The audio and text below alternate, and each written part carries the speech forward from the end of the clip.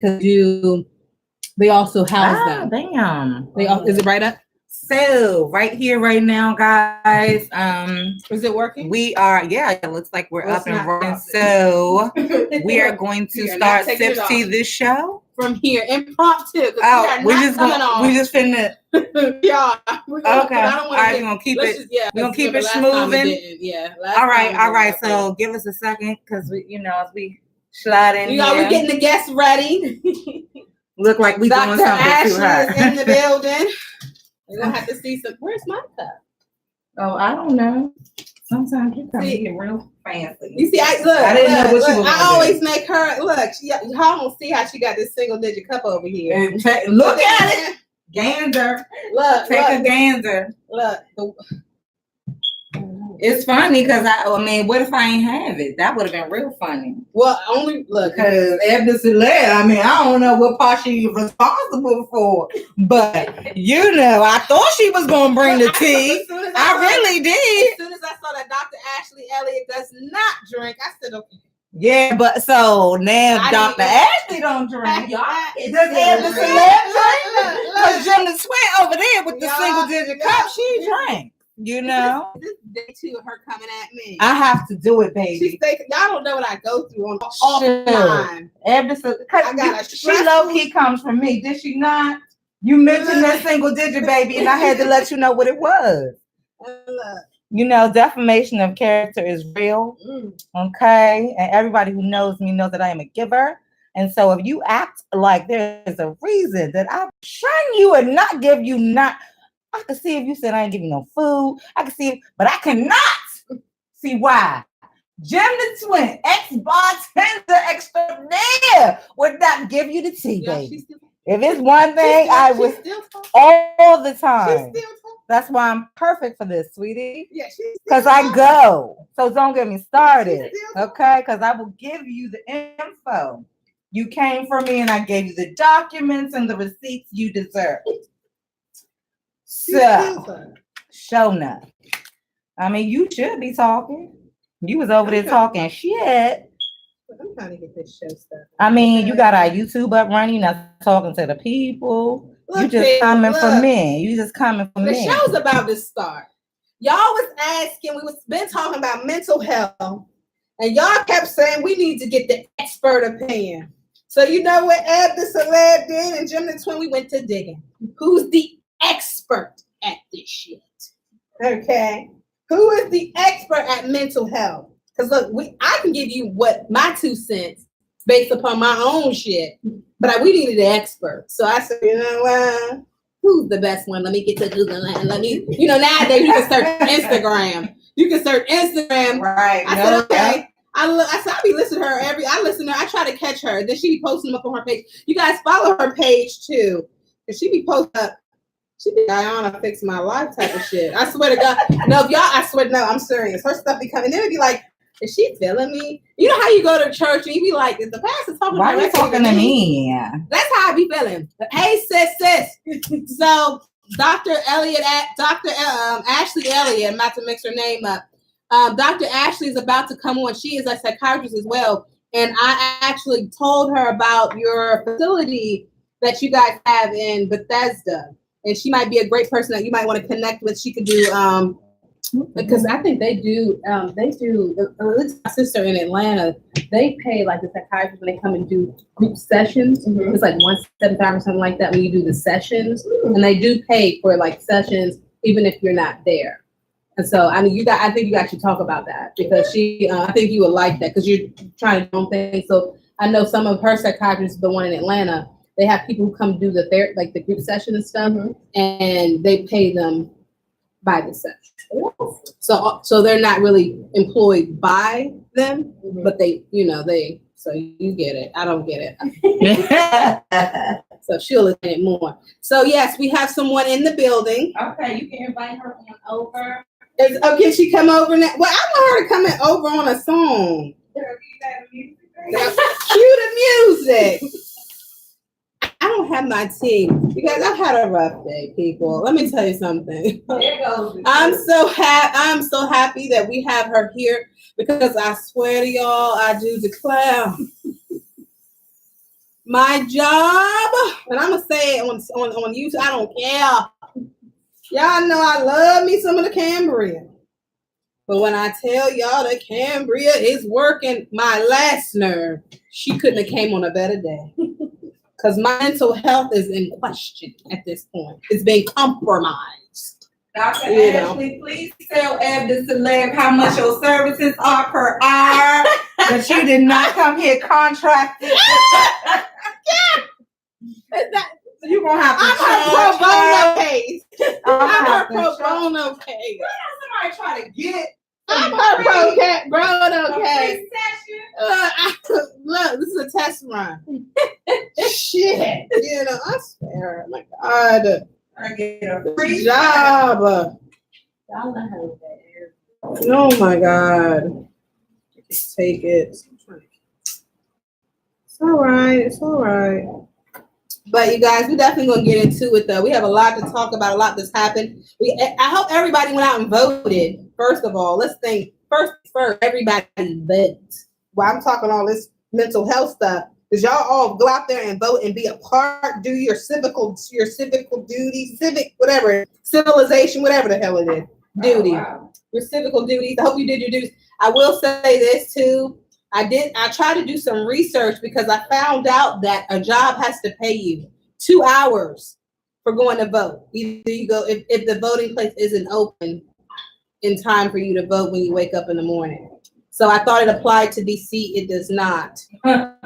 Just because I saw the Instagram meme, it still does not. It applies for Maryland. Okay. However, do not stop. I hope everybody went out there and voted. You know, we had some great wins. Some new people that's going to be in the house, which is awesome. Are we going to give Dr. Ashley some? I'm waiting for you to get your butt down here. Well, if I sit down. Can you, do you have a show? Girl, if you don't shut broadcast this down. Y'all see you see what I got to go through? Y'all ain't never ever see Eb Deceleb with no straw. What time did Eb Deceleb stroll in here? I strolled in at 8:24. Damn. She strolled at 8:24, want to drink, want to do some music, want some free medical advice. She want like, girlfriend. Y'all, I did stroll here at 8:24. You know why? Because my job is stressing me out. No, girl, you better check yourself before you wreck yourself. I've already done wrecked myself. And then wonder the gymnast is still talking about shit. Shut up. Look, here she goes. Talk about, can I have, now she said, can I, you know when somebody do that one thing to take you over the edge? It was, can I have a straw? Do you have a straw?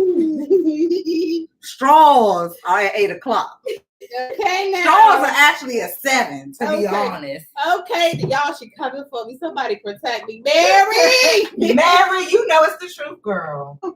Mary gonna be on my side because you know what I gotta deal with. But no, you guys, thank you guys for watching. We're about to go live. We're already live. But are we? Ooh, let's hold it together. We gotta make it to the live. Okay. But can't do it by myself. But no, but yeah, they're coming on. Yes, Mary says she got me. Says you better. Thank you, Mary. Attacking bad. She know what's going on. She know what I got to deal with. All right, so while we charge on these devices, we need to punch it. Okay. And I hate you because she probably be like, look at me when I ask her to do this, but go ahead and hit the T spot while you up. There was the look. Y'all didn't see it. Hit the T spot. Oh, this is my page too. Okay, hit it. BT dubs. Okay, hit BT dubs. I'm not doing from the T spot. Because I don't have time to do all that. Okay, great. When I come in, I gotta do everything by my damn self. Hey, y'all. I gotta do it all by myself. Sit down. Remember that you know, when you quit, one of these days you're gonna show up to this studio door, and it's I'm gonna put on a note on the door to say studio not in session. Why are you telling the viewers that? They don't want to hear that shit. I'm gonna say not in session. That's gonna be me standing up. Look, for myself. Look, they don't want it because then you gonna make the viewers mad. You know how some people operate off the fact that they know that you love them. Yo, this one, but she forget I'm a Gemini. Okay, she got another. And look, you can't help but to love Aaliyah because she might go, but she'll always come back.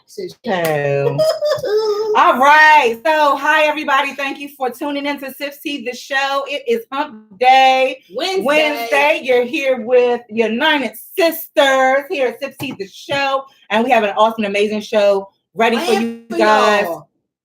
Thank you for tuning in to YouTube so far. I think we got some people over here on Instagram. I'm gonna fix that camera. It looks real funny over there on Instagram. But thanks you anyway. And right about now, we are going to introduce you to our guests, so everybody, so we can get but you ain't tell me what's your song, girl. Whatever you want my song to be, girl. Oh, thank you. Because she knows. She's like me did over here. I'm not gonna pick no song before GemDTwin have to, strangle. I was trying to go live for my babies too, but I don't know which way. Oh, you trying to go? Wait. Do you want to? Oh, yeah. It has to be up this way. That's for sure. Good. Good. It's not hot. Good. Amen. Hello. I can't even remember how we did it at first. With the clip, yeah. Yeah, we had a clip. It's okay. Is that working for you? Perfect. Awesome. Is it up? Okay. Okay. What you want? You may come in on the side and then just go ahead and scooch in there by Eb Deceleb. Y'all, can she come through? Is this dripping? Oh wait, okay, y'all. She come through dripping. Show enough. We ain't gonna tell her to twerk because she's a doctor. Dr. Twerk. Oh, Dr. Oh, we were just talking about the twerk classes that she I likes. love a good twerk class. Okay. Okay. I'm getting up and she ain't even coming this way. I was sorry. No, I was trying to. Okay. Damn. Okay. Oh. All right. Ooh, my people I got it. It's okay, y'all. Hi, y'all. We got it. We got a thing. Okay. So they're coming up here. Oh, they already up on Facebook. Y'all, we got to it's SipsTea the Show. Drip, drip. We know where you stole this cup from. I didn't steal it. We know where this cup came from. I might actually quite regularly get the souvenir cup style. On a regular basis. A regular basis? We're not gonna say where it's from. Where is it from? Huh? I don't think so. Does it say real? It does. Oh, okay. I think so. I feel like I got that out of hand. So what's our birthday on?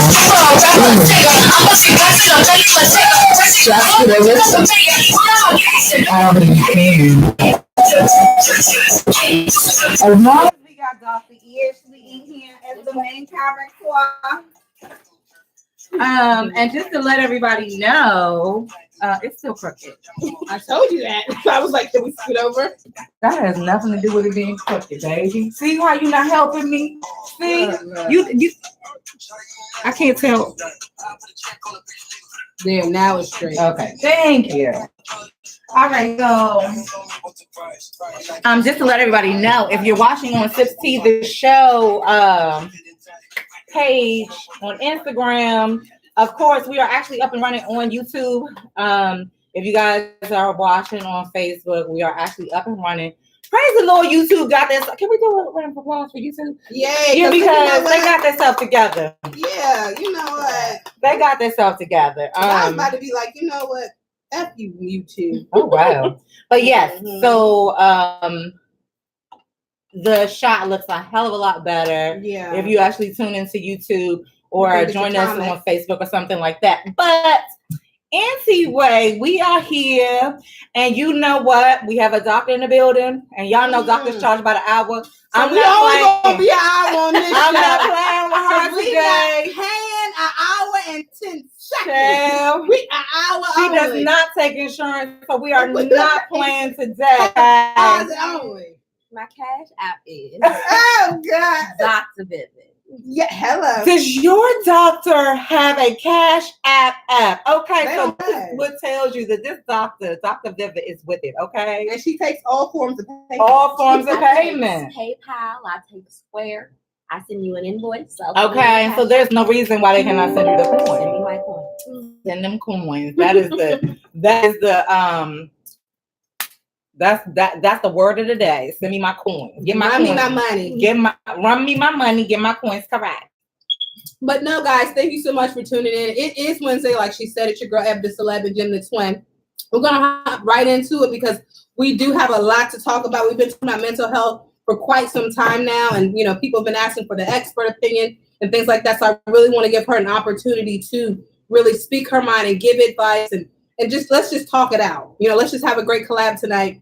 You guys know we do have segments. So we're going to start off with positivity. We're going to give some quotes. Hopefully Dr. Ashley has, not hopefully, I know she does, has a quote for us that she lives by, that she gives to people on an everyday basis. And then we're going to go right into her. So with that being said, let's get right into the quotes for the week. And let me tell y'all know me. I be trying to have my quotes to define my weeks, but because my week was all fucked up, they didn't have a quote for that. So this is what I came up with, and this is shout out to Kurt Page. He always watches the show and actually stole this from you. When I saw it, I said, "Oh yes." So its challenges are what make life interesting, and overcoming them is what makes life meaningful. So when I saw that, I said, "You know what? I am being challenged. Amen. They're challenging me right now. I'm being challenged on another level, right?" And so I said, "What is the purpose? I had to find my purpose and figure out why is this happening to me? Why are all these challenges coming my way?" And then when I realized it's not about the challenge, it's about overcoming the challenge. Mm-hmm. And so that's kind of what stuck out to me, and especially for the week that I've had so far and still having right now, I'm happy. So this is really. I'm so happy you're here, girl. I could drop a seal. But I want them to think I'm a weak bitch. So. But however, but that was my quote for the week. It's not what you go through, it's what you get through. And so right now, anything that you guys are going through, that's something I told myself today. Because I talk to myself, I do. Because if I say, "Oh, Ebony, you tripping," can't nobody else say it. So I've had to say it a couple times this week, but I did definitely say that to myself. It's definitely, like I said, it's not what you go through, it's what you get through, and you'll get through anything that you put your mind to. So. That's it for me. Okay. GemDTwin, or should we let Dr. Who wants to go first? It's her show. Okay, go ahead. Okay. She respects the show. That is because a lot of people try to take over the show. Because I was about to say, whatever you like. You're the doctor. So I'm against. I am with it. Okay, and also just let me. You know what? Is this what you two want? Okay, y'all better cut it. Are they showing off again? Showing off. But if you guys are watching on YouTube, you can actually join into the collaboration. Just in case you need to ask Dr. Ashley something, or Eb Deceleb or GemDTwin during the broadcast, you can do so at that time because we will see your remarks. But just like Eb Deceleb, you guys know I really do tend to pull a lot of positivity from some of my Instagrammers. I love you guys. Mm-hmm. Sometimes, and I feel like it's that energy and reciprocal energy sometimes that brings people to your page. I don't have a whole bunch of terrible on my page, okay? Mm-hmm. As far as my friends and stuff like that, which I love. And so sometimes I'm scrolling and I find that word, something that actually just speaks to you at the moment. And so I'm going to give a shout out to her, Prince Charming, who posted something that actually caught my attention, and the caption under this picture, the picture didn't catch it. It was something else, and so then I went to the page and looked at it, whatever. And there was a caption under one of the pictures that said, "The fact that someone else loves you doesn't rescue you from the project of loving yourself." Girl. Look, sis, we wanted it, David. We fucking it up. We fucking it up. We got to do a replay. Pull it back. Let me say it in my most comprehensive voice, okay? Just to make sure that you guys hear me and hear this, okay? The fact that someone else loves you doesn't rescue you from the project of loving yourself. And I thought, I was like, whoa, that blew me out of here, because I think a lot of times we all want somebody to love us. We all just want to be loved. I think that's part of human nature, you know, the desire to connect, to form intimate relationships of whatever kind with somebody or some people or a group of people or a project or whatever the case may be. And so often we find ourselves loving people or things, habits even, that don't love us back. And even when we are in a process of even, you know, engaging in healthy relationships and things like that, and healthy examples of love, that still does not rescue you from the project of loving yourself. And I love the fact that she also used the word project, because baby, I don't care who says it, that they say it's easy to love yourself. It is not. This is a constant thing. The same way it's a constant struggle for you to prove your love to somebody else, or for you to use love as an action word. You have to use that love as an action word towards yourself, saying that I will or will not do certain things, or I will or will not accept certain things. You know, I will or will not expect certain things. That is all a process of loving yourself. And child, when that little thing came up, I said, wow, because the project of loving yourself was like right on the money. And it doesn't matter who loves you. If you don't actually, you know, deal with yourself and love that person that's staring back at you, you know, you still won't find happiness, and you'll be looking for it from all over the place. And Mary says, so Mary's chiming in over here on YouTube, and she said, that has actually been the theme of my week. Hello. Okay. No one can love you to healing. No one will be able to be good enough for you unless you are good enough for yourself. Absolutely. Yeah. And you will keep on trying to prove something that don't even need to be proven. And it goes back to the fact that if you can't love you, you can't teach nobody else how to love you. Right. That's And just it. You have got to claim your awesomeness and feel like you are awesome, a bad bitch, whatever you want to call yourself. You have to find that within yourself. Yes. I think I'm crazy, but look, you got to tell yourself, I'm that motherfucker. Okay, you got to tell yourself that. You like, who wants to slay today? Oh, I'm not necessarily slaying today, but girl, you doing the damn thing. You know, that's that honesty part. What do you think, Dr. Ashley? I tell people that all the time. You are the model for how people treat you. So if you treat yourself like absolute garbage and you're constantly negative to yourself, everybody else gets the cue that that's okay. That's how you need to be treated. But once you decide that you want people to treat you with respect and positivity, and you're not going to let a certain amount of foolishness in your life, everybody else will catch that, and they will check themselves before they check themselves into your life. So before they check themselves into your life. Yes, I love that part. Because I could go ass out really quick. You better check this out. But I like that you said that, though. Don't let that the DR in front of the athlete fool. Okay, the DR, don't let it fool you. Don't forget, she also goes by Dr. Vivid.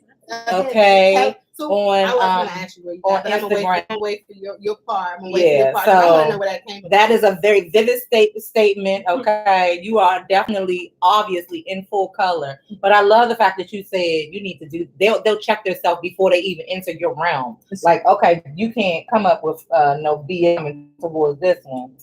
And Mary says you'll end up hurting someone else because you won't be able to receive their love. Yes, yes. Y'all, whoa. Okay, y'all doing it today. That's because what do you have these for two PhDs. I know we got two PhDs. Like I said, going back and forth, giving us the tea. Exactly. So what do you have for us as far as what would you? There's something that you tell yourself, or you tell your clients, or just to keep them motivated. What is something that you live by, learn by, and stay true to? Every day, I tell myself and I tell my innovators. That's what I tell my clients and people I interact with. Remember, walking your purpose on purpose. And no matter what happens to you, it's not accidental, it's on purpose, because it's reminding you of your purpose. People say, that's a lot of purposeful talk. Right. It is, because what you think about it is, I'm walking in whatever I feel is for me, purposely. So whatever happens to me is by no accident. It's to affirm that this is for me, and it's to affirm that I'm strong enough to get through it. And it's also to affirm what's not for me and how I need to stay focused. Okay. So every day, it's something that I started saying to myself like a couple years ago. I used to hear people say walking with purpose, and I was like, on purpose. Because if you by chance carry anything about you as this accidental or it's coincidental, the world is going to treat it like that. So if you have a vision or you have a vibe, if you have something and you hold it true, everybody else will acknowledge it if you act like it's on purpose. And it will start to manifest your true purpose. That's what I go by every day. That is so true. And I think even like in the simple form of that, something that I do see floating out there sometimes is that basically about claiming certain things for yourself too. I found myself telling someone that I was an artist. And I was like, it used to feel weird when I said that. You know what I mean? Because I used to think about what validates me as an artist. You know what I mean? What makes me an artist? You know what I'm saying? What makes me a celebrity? What makes me an artist? Makes me a this and what makes me a that? You know what I mean? As if I needed to validate something that I already knew was. You know what I'm saying? And so the guy, because I was actually in an interview, and the guy, he was like, "Oh, you're an artist," and I was like, "Yes, I'm an artist." You had to say it like that. Yeah, because at that point, I was like, you felt artistry. I am an artist. You know what I'm saying? Like everything about my life is when I think about artists, I think about create. I'm a creator. Yeah, you know what I'm saying? I'm a creative person. I am a creator. I create things from all kinds of stuff. You know what I'm saying? It doesn't mean that I'm just a painter or I just make jewelry. No. Even as it pertains to, you know, this show or, you know, persona or whatever the case may be, creating opportunities. I'm an artist. I'm a creator. That's what I am. That's who I am. But it felt really weird because I remember before it felt weird, but this first time that it came out of my mouth, I know that a lot of times I look at other people's websites and like your Instagram, I know your Instagram also says motivational speaker and this and this. Now, I've been a very motivational person for a long time, but I've never said I'm a motivator or I'm a motivational speaker or I'm you know what I'm saying? But you have got to actually claim certain things before other people respect that from you as well. So, yes, true. Make it work for you. Process it in your own way, people.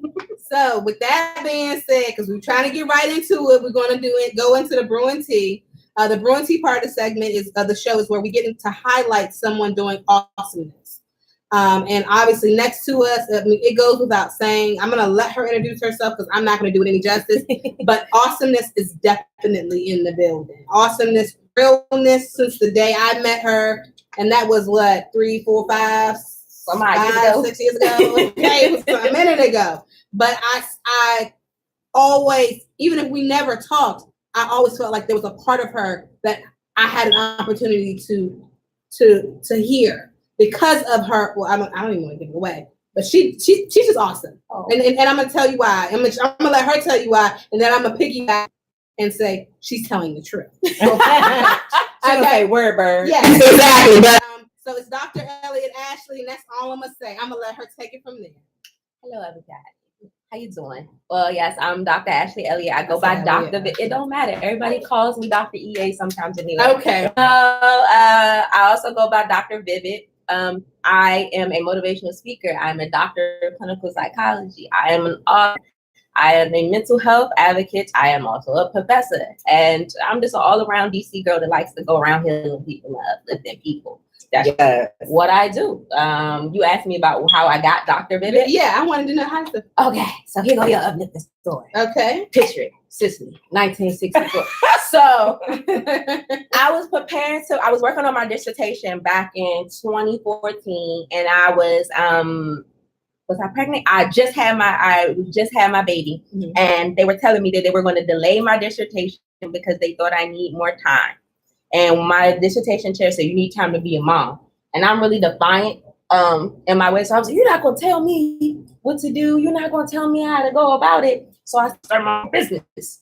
So in the middle of the night, I was like, all right, God, what am I going to do? Because I already know how to start my own business. So I got online and I started working on a structure for an LLC. And I was like, but you don't have no money to pay for this. Yeah. So, you got to the point where they're like, what's your LLC title? What's your name? And I said, what do I want to be? And the first thing that came to my mind was innovative. because I don't want to be traditional in any way. Mm-hmm. And you have to find innovative approaches to reach the masses, especially in this area, because you don't want to be any run of the mill. I want to be able to connect you on a different level. And then I was like, okay, well, innovative what? And I started looking at things and I was like, I want to illuminate, I want to enlighten, I want to empower, and stand out. Vivid. So it came to be that my LLC, my consulting business is Vivid Innovations Consulting LLC. Fast forward to church. So everybody was like, what's the name of it? What's your name? Dr. Vivid. So at church, they started referring to me as Dr. Vivid. Okay. And it kind of stuck. And I realized that it really encapsulated who I am, my personality, and what my passion is. As I always say, my tagline is I empower, I enlighten, I encourage. And I feel like anybody with a vivid personality, that's what you have to do. Mm-hmm. So that's how that came to be. Yay! Wow. I love it. Not Dr. Vivid here on now. I'm not saying Dr. Yeah. Ashley Elliott, Dr. EA, Bye, Dr. Ashley. Okay, Dr. Vivid. Okay, good. Okay. My check say Dr. Ashley, but everybody else. It's okay. Okay. So she's making sure that write that check. We know what name to put on it. It's because y'all cute. Oh, yay! Finally, it got me something. Okay, so how long? So what? Well, I'll let you finish introducing yourself. And what you want me to say? So you did. So you wrote a book.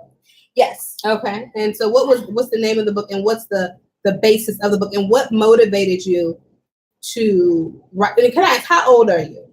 I'll be 31 next month. 31, doing big things, right? Yeah. 31, doing big things, and obviously you started at such a young age. What got you? I want to take it all the way back. Sure. What actually got you into wanting to do psychology? So I'm a native Washingtonian. I grew up in Northeast DC, and I'm an 80s baby, but I grew up in that swift crack age. Okay. And so everybody in my family in the neighborhood that I noticed, families were being torn apart. And I was one of the, I've always known I'm an empath. You know, I really am responsive and sensitive to other people's emotions. And I remember saying to my mother, I just want to help everybody. Maybe if everybody loved themselves and everybody was able to help, they wouldn't be using the drugs and they wouldn't be out. And then things were, it was a time when like homophobia was rampant and police officers were doing ungodly things to members of the LGBTQIA community. Back then we had them many letters, but you know, she got all the letters down pat. I am gay as they come, and I don't have all the letters down pat. She got the I in there. When you said the I, girl, I was like, okay, wow. What you say The LGBTQIA. What's cute? What's IA? And so we have queer, we have asexual, and we have intersex. Yeah. So I try to be inclusive because I love all y'all. Hello. So you know, I started my first experience with therapy when I was 4, because I had dealt with a lot of trauma and seeing everything, and my therapist was trash. Tried to get me to admit to things that weren't real. Trying to meet a lot of my mom about things that were going on with me, and I walked out of the therapy session like, Mom, I don't like the way they talk to me. I want to make sure that nobody else, no other kids get their feelings hurt talking to them. And from 4 on, I knew I wanted to help. And from 7, I watched my mom deal with her. Back then they call it manic depression. Now we refer to it as bipolar disorder.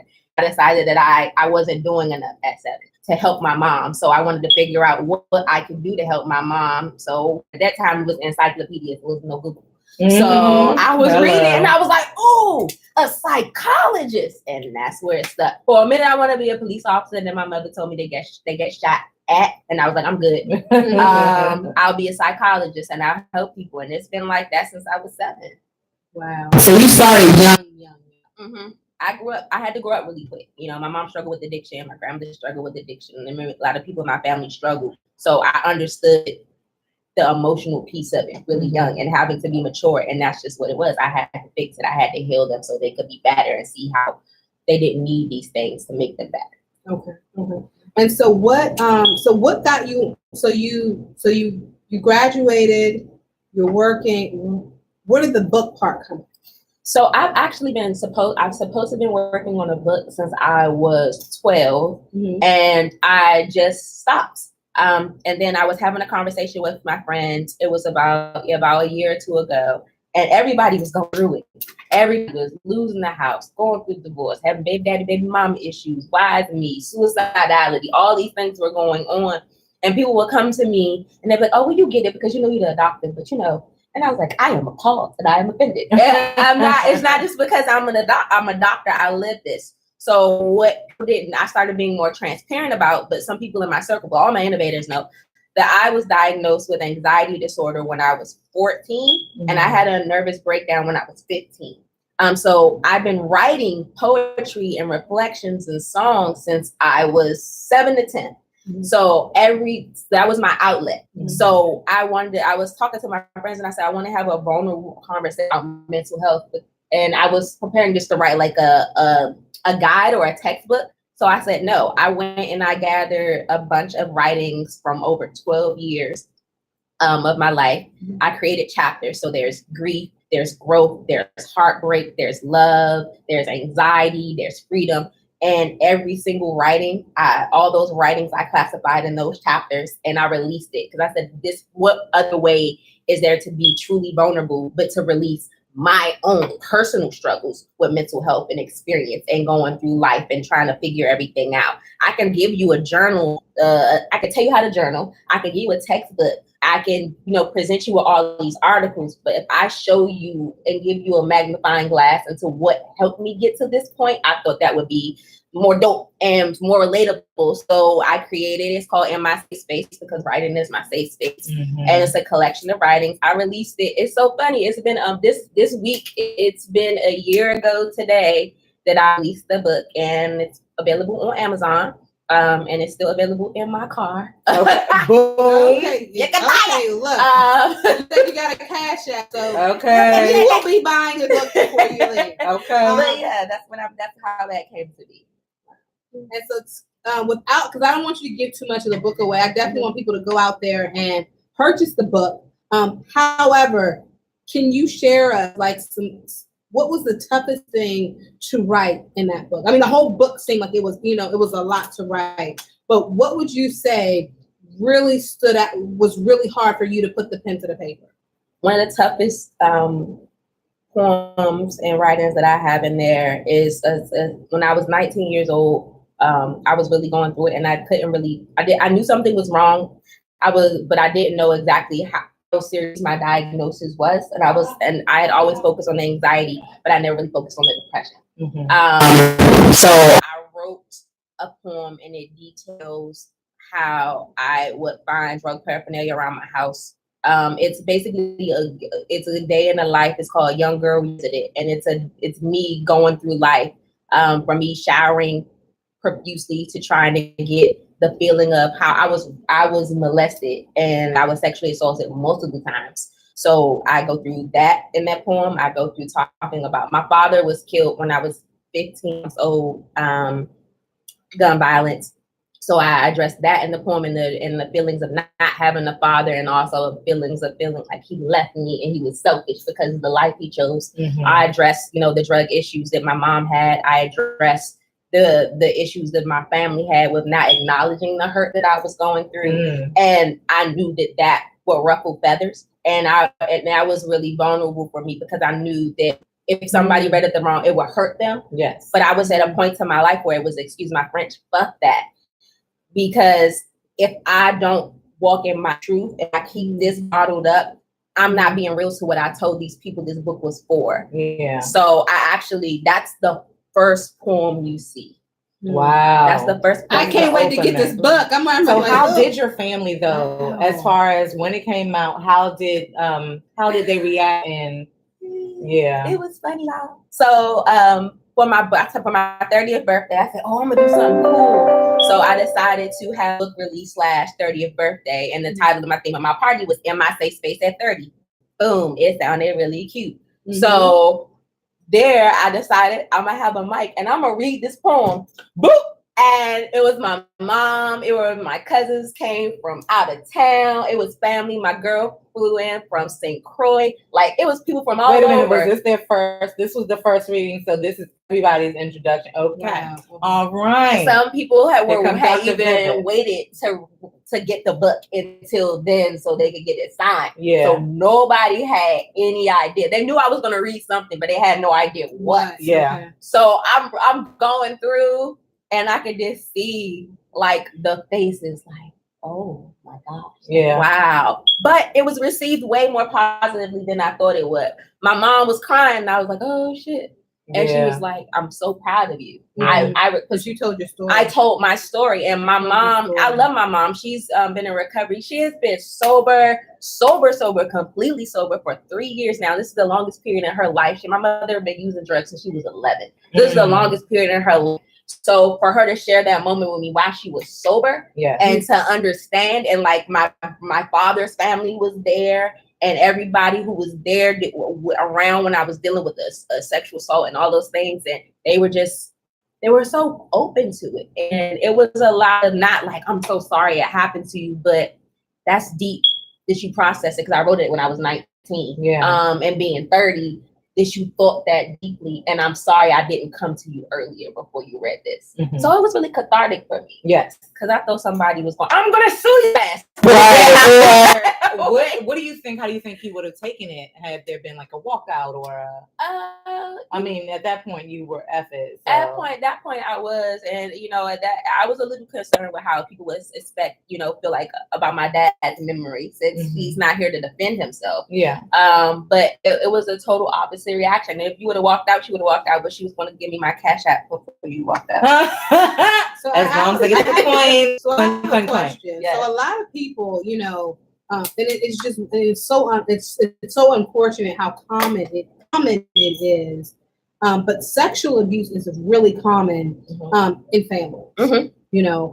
I'm not even going to define it to a race. I'm just going to say it's common. It's one of those things that happens and it's never talked about. Right. So you stepped out there and you gave your story, and you told your truth. Why do you feel that? And this is, and maybe I'm reaching, that it is so common. I'm just gonna call the kettle what it is. In the African American community, I wasn't trying to be racial, y'all. No, yeah, I didn't want to say that. Let's be here. Okay. There are we have a very collectivistic society, so we have a lot of aunties and uncles that aren't really our aunties and our uncles, and we have this really community driven. That's how we raise the child, a situation, but our boundaries are blurred. There's a lot of blurred boundaries, and also because of the things that we have to face, and a lot of the way we have to compete with the other races, you're kind of forced to be a little bit more mature. And that maturity manifests not just in your mental maturity, but your physical maturity. And when you have boundaries that are already blurred, I literally asked, somebody posted the other day, and I was like, exactly. They were like, well, how old were you, little black, when you realized a man looked at you sexually? And I was like 10, and it was something, all people always talk about, especially like, oh, you're so curvy, or you so this. So because when you're going through puberty, and I never realized how sexualized I was made to be so young. And, and I didn't get it. And a lot of people don't realize, so a lot of the sexual assault in cases of sexual treatment, they don't occur from strangers. They're from inside the family, or people that are inside that community family. Right. So, full disclosure, I've been assaulted 7 times by 7 different people from the time I was a child until very recently. Wow. And my mother was a victim. She had been kidnapped and raped.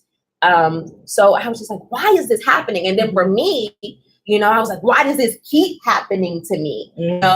And you start thinking, oh, you that little black fast girl. And I was like, that wasn't even it. The most of the times things happened to me, I was walking home minding my business. Or I was sitting on somebody's couch that I thought was comfortable. I wasn't drinking, I wasn't smoking, I was doing homework, helping people. I was, and we also, the thing I say why in our community is that we are so hush hush.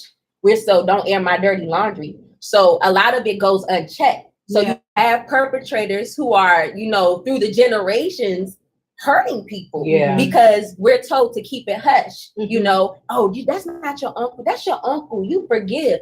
I don't have to forgive a damn person who hurts me. Right. So, and that's what we do in a community. We try to keep it in. We try to, it's so, like it doesn't matter. So many other things trying to break the black family down. We're trying to break the black family down because we're not trying to do things to heal ourselves. It's a kitty. I'm sorry. She's gone back to recovery. She's like, oh my God, you just I screamed. love animals. I'm sorry. Yes, there's a kitty in the studio. We love her. I'm a child. I'm Hey, sorry. girl. She's cute too, right? No, she's adorable. So no, go ahead. No, but I love the fact that you were touching on some of the traumas that we have. Of course, we're just coming off of breast cancer awareness and domestic violence awareness month and stuff like that. And those were, you know, because within that we started touching on mental illness and, you know, things like that. All of these things come. They all play a part. They all play a part, and they all came Absolutely. together. And so that's why it's really such a pleasure to have you on the show, because we wanted to talk about it. And, you know, we all, because I have a mental health background. Eb Deceleb has some mental health background. Her sister and people that are chiming in, it's like we wanted to actually have somebody official to actually talk about it from a place of, you know, education. Some people are saying hello to you on yes, YouTube. there are a lot of people chiming in. And hey, guys, on YouTube, we love you guys. Thank you for tuning in. Already saying it's a great show. It really is. It's really, to sit here right now, it's a whole lot of energy radiating off of Dr. Vivic right now. And we have to really thank her. Thank you guys for tuning in, and thank you for coming and sharing your story, because it's not an uncommon story. A lot of people have that. And I just wanted to say this. So because you were into what we're talking about, the sexual abuse, really quickly, do you think that, this is just a question, that sexual assault or sexual abuse or domestic violence play a huge part in mental illness? I was gonna say, hell yes. Yes. Twofold. Because in order to be an abuser, there's a certain disconnect you have with your positive mental health. There's a control factor, there's unbalance, there is a dysregulation. Okay. And when you are abused, there is a dysregulation, there is a disconnect, there is a mental trauma that has been imposed upon you. So, and there are also patterns of, you know, in domestic violence, we have patterns of, people say, why do you go back? There's a psychological tangle with that, you know, in order to, you know, finding the strength and then you have to deal with the guilt and the shame, and then you have to deal with, well, what will happen to me if I do this? And it's the same thing when you talk about sexual abuses.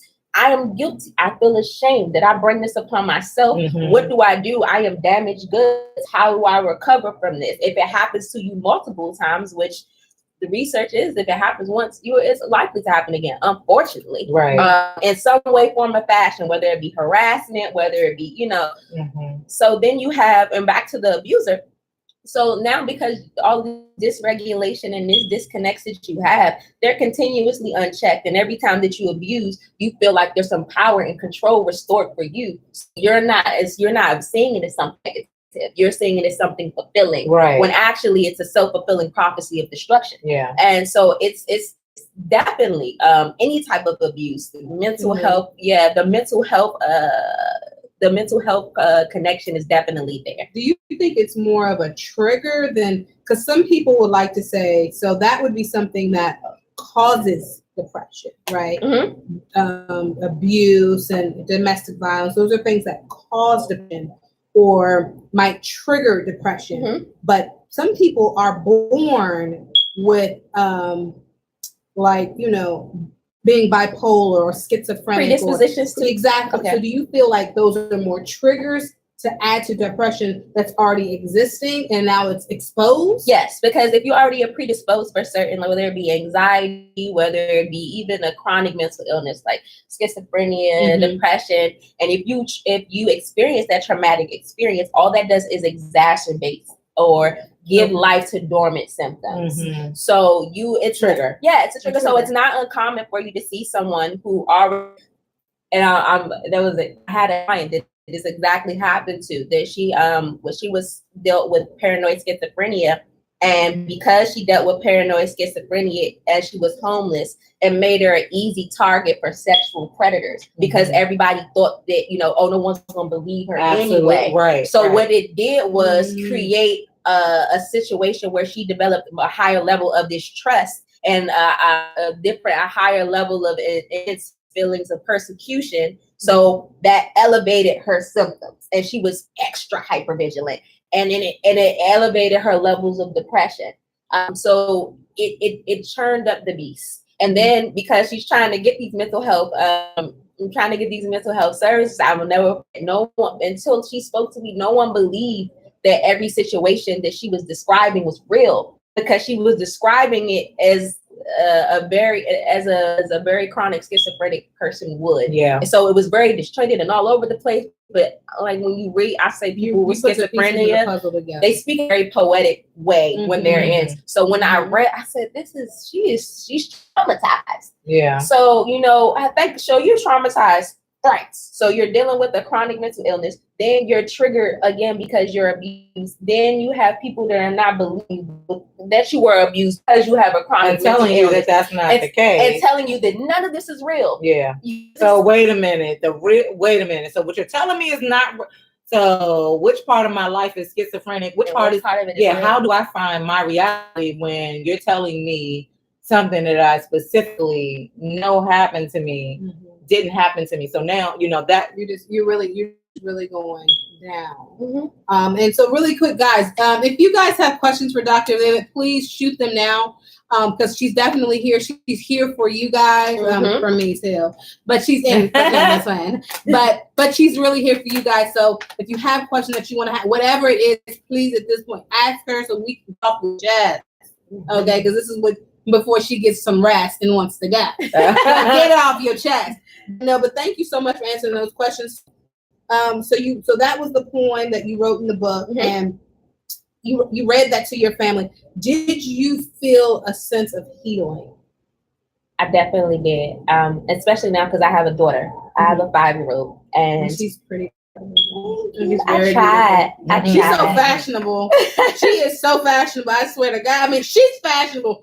Her daughter is also fashionable. She likes to follow the trend. All my money. Yeah, she is very beautiful. But it was a sense of healing. It was, because that was I told you the title was Young Girl Revisited, and I wanted to be true to my daughter and allow her. I'm really big with her about expressing her emotions, and if something's hurting you, let's talk about it. So I have to be that model to say, if this was hurting me, all these things was hurting me, and if I want her to feel safe enough to talk about that with her family and her circle and her tribe, that I should feel that same comfortability. And when I did that, it just made things a lot lighter for me. Not that I'm not a transparent person, but some things with my family, I would kind of just skirt around, Not everybody's business. Yes, not everybody's business is it? Right. And I was also like, I don't want everybody to overreact. I have to process it my way, and I didn't want any extra emotions being thrown at me. Yeah. But once I got it out there, I felt so much better. And it wasn't like, I'm in the secret. It was, I'm not giving them all of me so they can understand. My grandmother called me and was like, now I understand the person that you are. And that's what I always wanted people to get. So how do you feel about the expression of emotions? Because again, and guys, we had a talk before this, and I was asking Dr. Vivid some of the things that she kind of specializes in, and she shared with me that one of the things that's really big for her is urban trauma.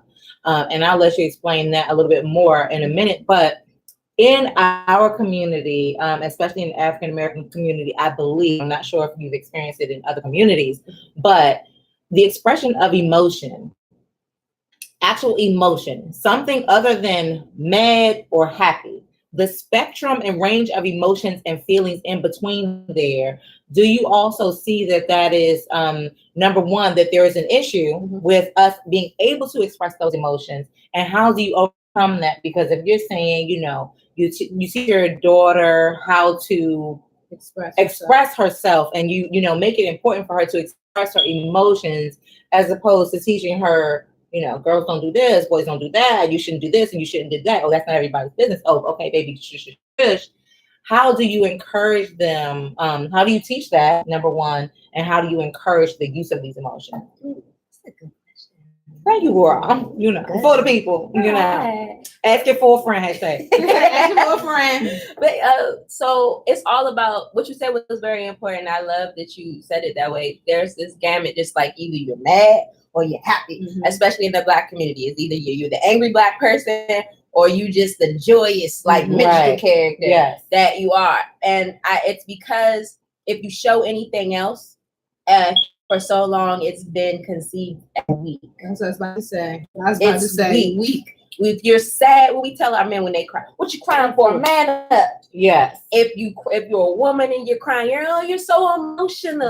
Put your Get up, put your big girl panties on. Yeah. And so everything in between that, is just like too much. You can't give this too much. You need to be focused. Anything else will distract from what you're supposed to be doing. And a lot of people, I tell people, we go to school to build, our overall intelligence, but we've never learned to build our emotional intelligence.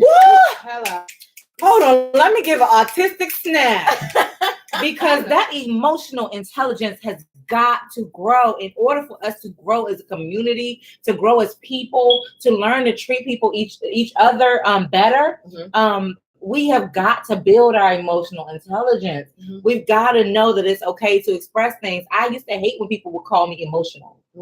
But now there's a negative connotation behind being called emotional. But to take the power out of that word, I'm going to be the first to tell you, I am emotional. I'm freaking emotional, and I'm sorry, the word sensitive.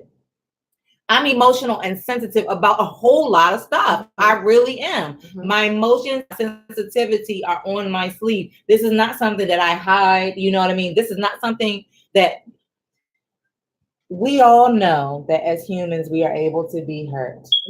Period. So why is it that if someone is hurt by something that you do, or they show some emotion other than happy or sad towards something that you're doing, we call it emotional, we call it sensitive. You know what I mean? If you feel a way about something that I do or say, now you're too sensitive. You know what I mean? I think that is part of building emotional intelligence. We've got to be okay with that. So do you talk about that in your book about emotion? So what were you going to ask? What we going to actually? I'm trying to get to the. You see, I'm listening. So that I do talk about that because it's some of my reflections and things on how I built it. But to that is, first of all, people understand emotional intelligence. Emotional intelligence is being able to be aware of how you feel, how you emote, how you behave, and being able to be aware of the same in others, and being aware of how you impact that flow with others. So one of the things that I always say to build that and to build the confidence of the expression is you always want to know how you feel. You always want to be confident in how you feel about something, because that pushes your decisions. That enforces your decisions in life. So whether it be, am I going to go to bed? Do I really want to be with you anymore? Do I want to quit? Do I like you? Is this for me? Is this job for me? Is this next move for me? So you have to be aware of how you feel and how you operate and how you respond to things in order to make any decision in life, period. But the thing is, saying it out loud. So many times we are told to speak up, or like you mumble, speak up, I can't hear you. It's the same thing with your emotions. Because if you don't affirm them and you don't put those things into the air, how do people know? So now I have to guesstimate. How do I need to interact with you? How do I need to feel? And once you put it in the air, you leave there's less room for confusion and conflict. Because if you state expressly, like with my daughter, we were working on it. She's 5 now, so she's real vocal. So it's like she used I statements. I don't like the way that made me feel. That's nothing wrong with that. You own that. You own that you feel some type of way. You own that you don't like it. And you own that whatever you did in this interaction, that behavior, that is what caused that reaction. And once we start having conversations like that, it actually leads to better communication. It leads to better interactions. It leads to more positive life and mental health. It's so stressful to keep your feelings bottled up. It's so stressful to walk around like nobody understands me. No one understands you because you have not been empowered to express yourself in order for them to know the language that you truly speak in terms of your emotions, in terms of your personality, in terms of the vision that you have for yourself. I always say, don't expect somebody to know how you feel. We're not mind readers. Just say it. Like I'm a very Gem explained, I'm a very vocal person. I'm very in tune with my emotions, you know. And as people, like you were saying, we and I don't get why we as a culture do that a lot. Like we because we don't want someone to judge us, or we don't want someone to think we're weak or this or that, we just allow whatever to happen. And then we deal with it internally. And that also affects that mental health. When you're constantly dealing with your own shit on your own because of what you think somebody else might feel, it's about how do you feel. And if you don't come in how you feel about a situation, look, sis, I'm not getting this shit off for you. I'm getting it off for me. Because if I don't, it's gonna be a whole nother situation. You gotta let all that out, and you can't be afraid to do that. Do you think that you should process your own feelings before you bring them to somebody else? I guess that's an affinity question. Affinity. We talk about relationships and stuff like that, but like think twice, act once. Yeah. Think about it. Then act. Do you think that you need to, or we should, as part of the emotional intelligence, actually process our feelings? What am I feeling? Why am I feeling it? Especially when it's actually difficult, or it seems to be more difficult to actually express. I don't know communication. People don't know words or what it is, but talk to yourself first. Like, talking to yourself. No, I think sometimes vocabulary is a thing. I talk to myself. I say it to me before I say to something. I need to make sure it's gonna come out right. I'm like, are we checking ourselves before we bring the problem? You absolutely have to. You have to process. You have to process what you're feeling before you bring it to someone else, not for the sake of their feelings, but for the sake of, is this really what I'm feeling and why? Yeah. Before you bring it. And I am a fan of the conversation rehearsal. It's something that I also do with my clients, because I started doing it myself. Yes. When I go through something, if you go on my mirror, there's all these post-it notes and these affirmations that I repeat to myself, but there's also nice space. So like there's all my stuff and there's just space so I can see myself. So because when I'm going through something, I'll be like, hey girl.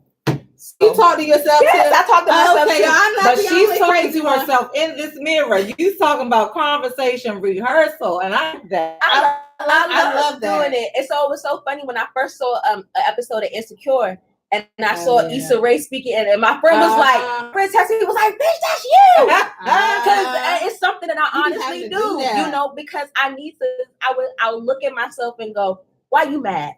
And I'll say whatever the person said, and I'll rehearse, and I'll go, okay, so this is what it was. And sometimes when you're in your bag and it's not necessary, and you hear yourself say it out loud, you're just like, it's okay. You just overreacted. But sometimes I'm sitting there like, that was a good one. Okay, this is what I'm gonna say. This is what I'm gonna do. You never should have.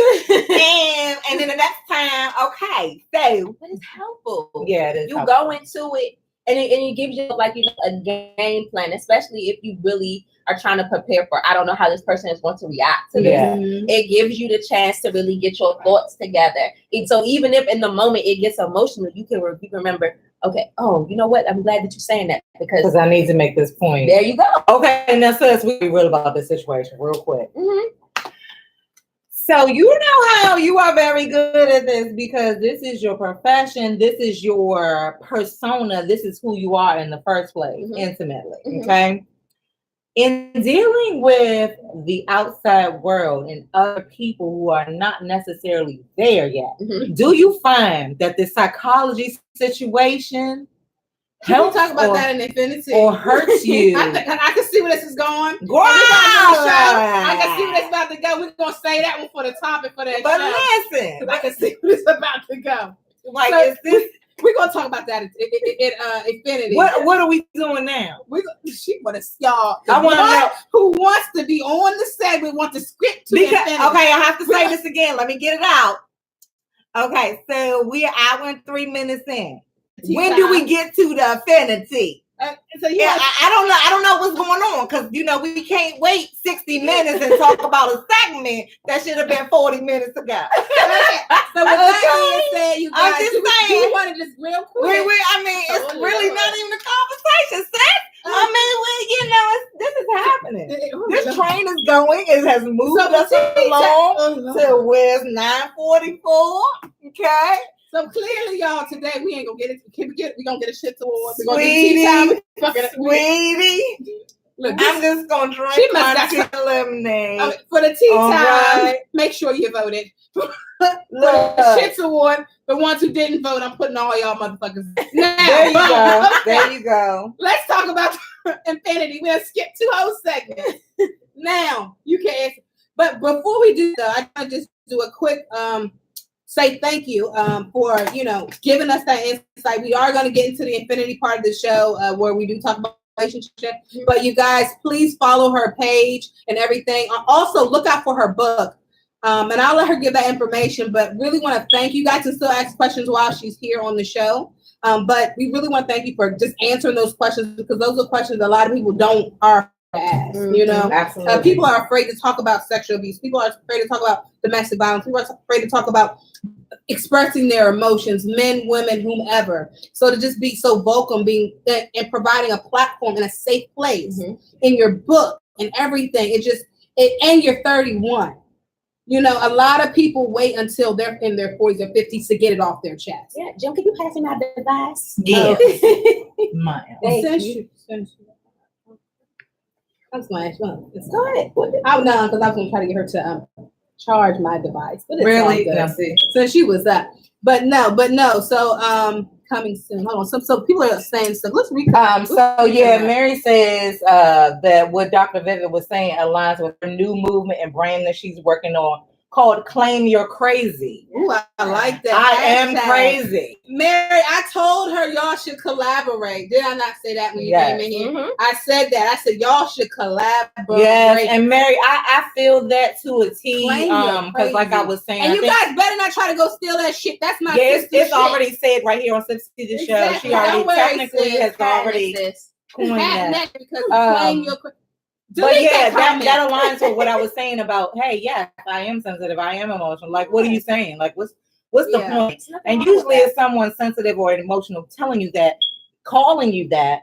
So let's go because you are sensitive and emotional, like we all are. But a lot of people are afraid to admit that, though. That's what I'm saying. They will live in their emotions and not realize that consume them. Not only does it help, it hurts them, it hurts everybody around you. When you live in your emotions, nobody around you wants to be around you, because you're living in that emotion, which turns into depression.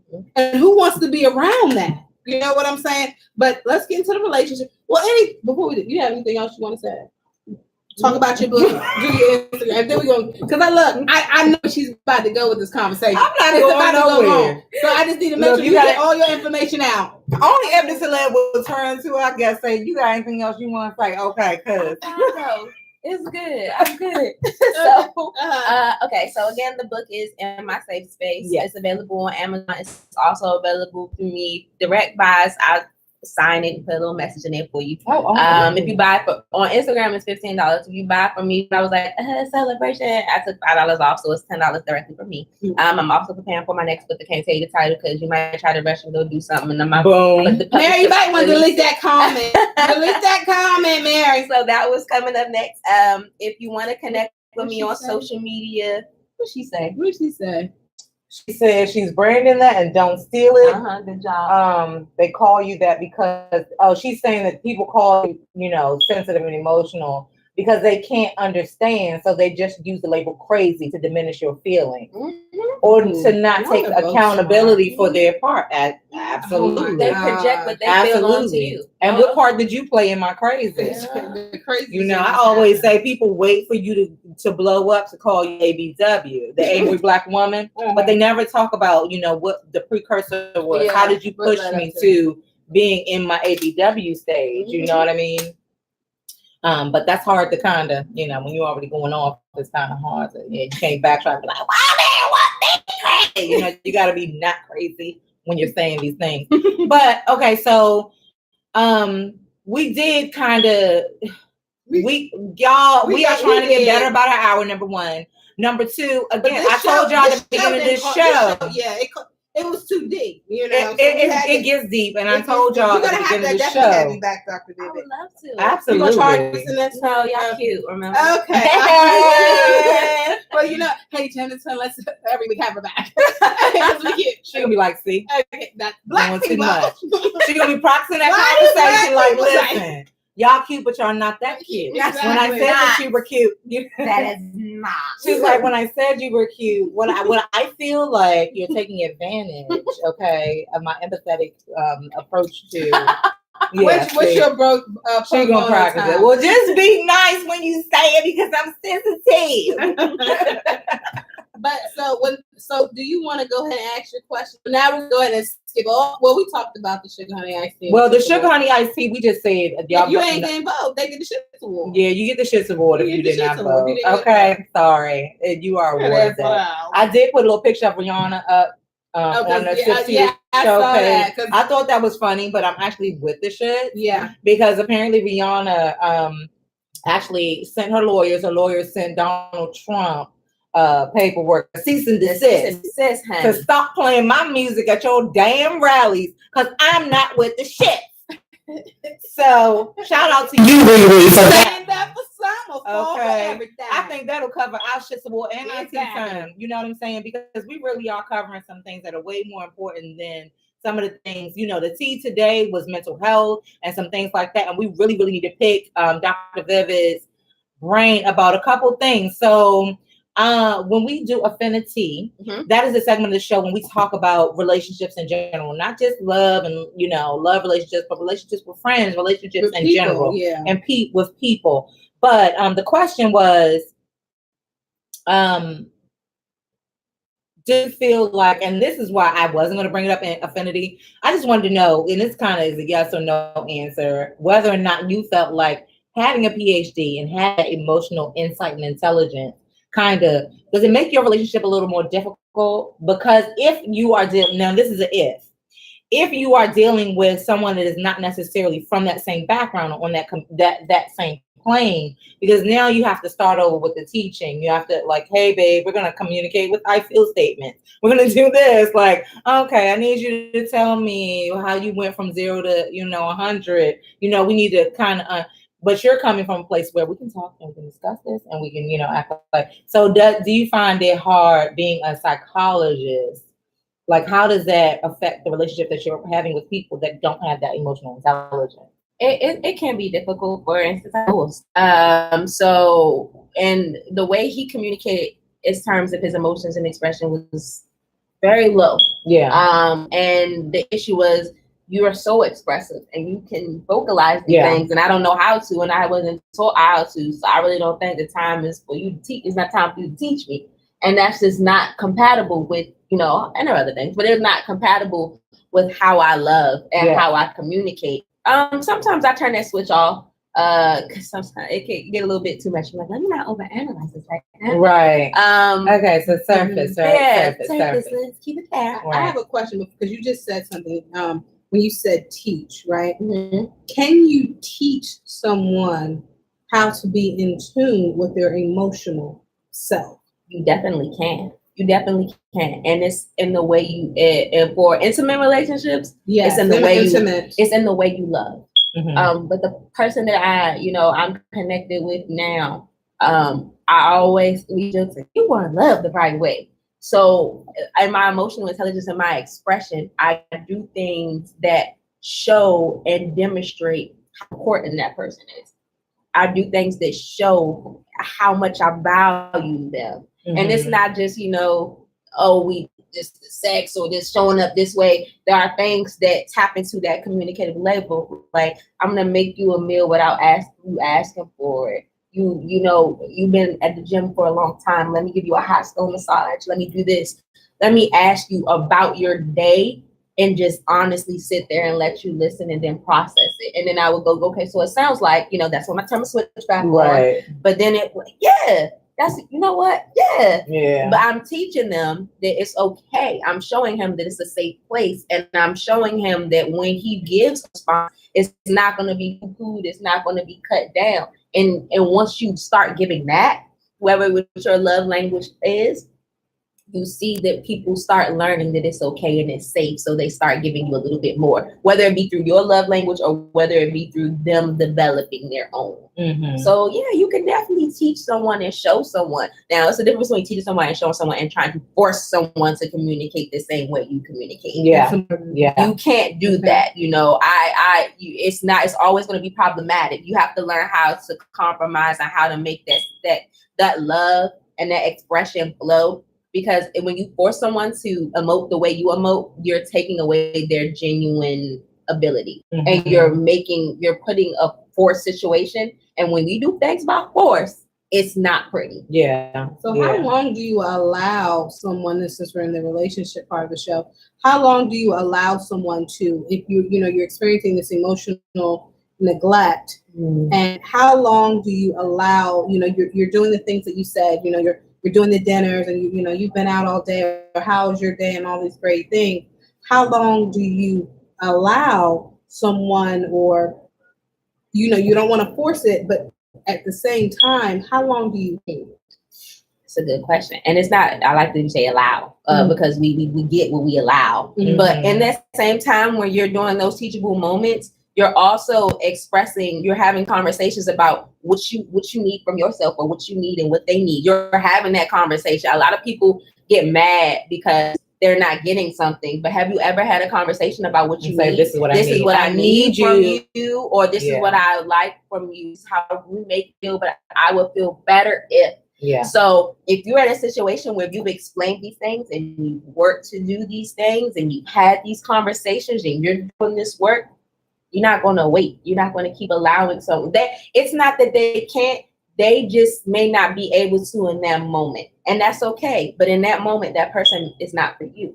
Yeah, and that's a very difficult place to be. The part. Yeah. Sometimes I've always wished that you just enter the whole situation with a contract. Hey, seriously, this is what I need. You better say it again. Listen, I need, and you need to sign off. I need 2 calls a day. Yeah. Okay, I need one text message to end with something like "I love you" or something like "Hey, cool," or something nice once a week. Can you tell me I look cute? You know what I'm saying? Yeah. Twice a month, could we spend just 1 hour together, just doing us, nothing else? Like an actual factual statement of my needs. These are my needs. What are your needs? What? Because we don't know each other's love language.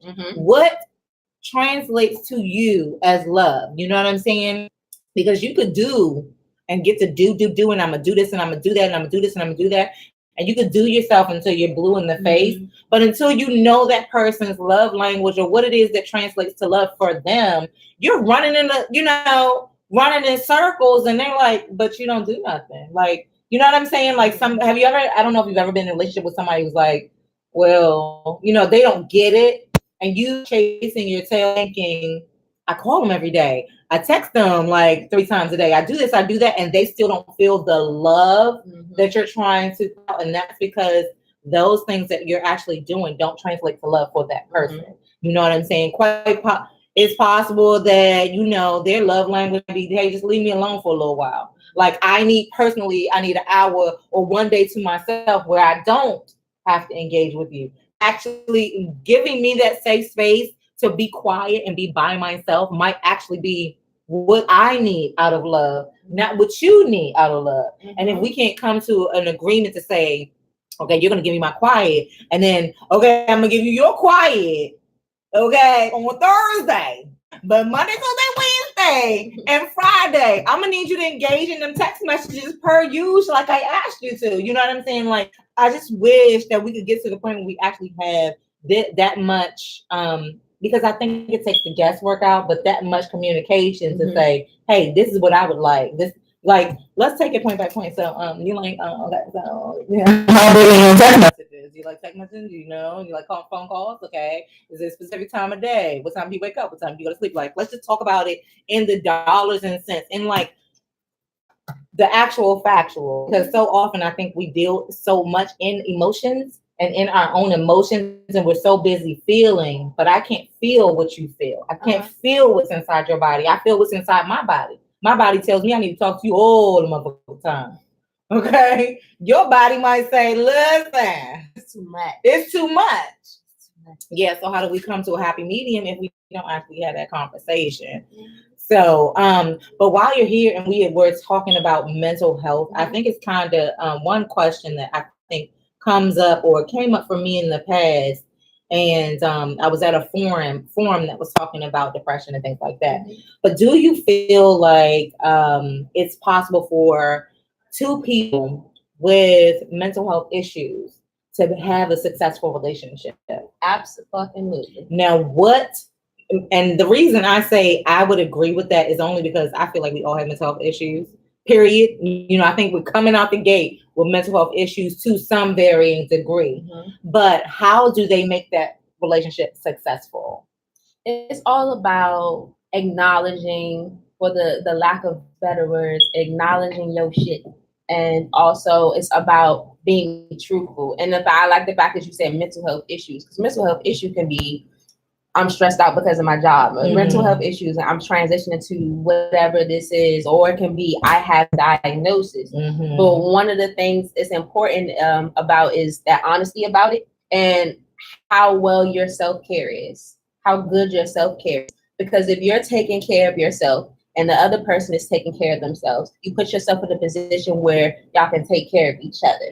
You put yourselves in a position where these are my triggers and this is how I handle it, and these are yours and these are how you're handling it. Okay, so we're making sure we're accountable for ourselves so we can be responsible for each other when I don't have the strength to be that person for myself. Now, what happens when either or both are not handled? And that's when you see other conflict arise, and that's when you see the toxicity of, and that can be without the big mental health issues. That can apply to baggage. Anything. Yeah, that can just apply to anything. Absolutely. When you ignore a wound, you leave it there to fester. And the infection, and the more you ignore that infection, the more you give the time for the infection to spread. And now it's not localized on my elbow. Now it's progressed up my forearm. Now I can't open my hand. Yeah. And that's the way it is in relationships. First, I thought it was just my anxiety, but I ignored it. Now it's becoming a problem with the way I communicate with you. And because the way I communicate with you has now become negative, now I am depressed. Now you are upset and you are depressed. And now you're withdrawn and you're isolated. It continues to fester, and it continues. The same way we take antibiotics for those physiological illnesses, we have to make sure we check ourselves and heal ourselves with our emotional antibiotics so it doesn't spread. Kill the infection and stop waiting so long and stop pushing it to the side. We'll get to it later. I can't deal with this right now. I got my own shit to deal with. I can't deal with it right now. No, deal with it right now. If we deal with that right now, that's one less thing you have to worry about. Yeah. And in the relationships, that's so important, because we all have our personal stuff and then we have our relationship stuff. So when you don't handle either or, you just create a cauldron of more toxicity and imbalance, and that's not what we want. But I think somebody's asking what the symptoms of anxiety are. But before you go into that, I wanted to say something really quickly. Is I think for a lot of people, when you asked a question, when you have two people that have struggled with mental illness, can the relationship work? That's what the question you asked, and I think that, like you said, it can work, absolutely. But I think it starts with both people have to acknowledge that they have that. That's self-care piece. If you don't acknowledge that you have it and you're just going on as though you're a normal person, or you're not identifying with different illnesses or whatever, and you're like, oh, I have everything, I'm perfect, whatever. But in all actuality, you're not. You don't identify with that. It doesn't matter. It will never work. You shift from a boot to a burden, because you're not being real about yourself, and you want to have all this realness, and you demand all this realness and this loyalty and this genuineness from this other person, because that's your boo and that's your babe, and we're in a relationship, we're gonna do this together. But you can't, like we said earlier, you can't love someone else until you love yourself. And you have to be aware, before you are aware of how you can mingle and cohabitate and love someone else, you gotta handle yourself first. So you shift from a boo to a burden, because I have my stuff together. So now I'm where I said you can shift when you're not responsible, you're unable to be responsible.